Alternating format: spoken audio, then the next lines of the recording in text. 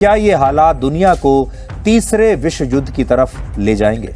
एभली परिस्थिति रे जदि 2025 रे तृतीय विश्व युद्ध हुए ప్రపంచ చరిత్రలో అత్యంత ఎక్కువ రక్తపాతం జరిగిన యుద్ధాల్లో ఇది ఒకటి.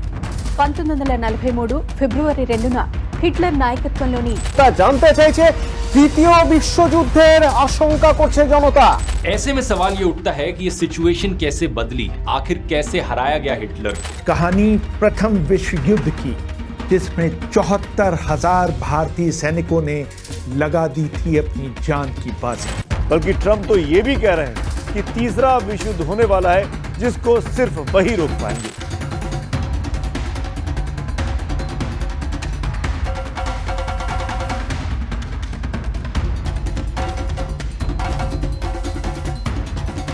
We shall never surrender!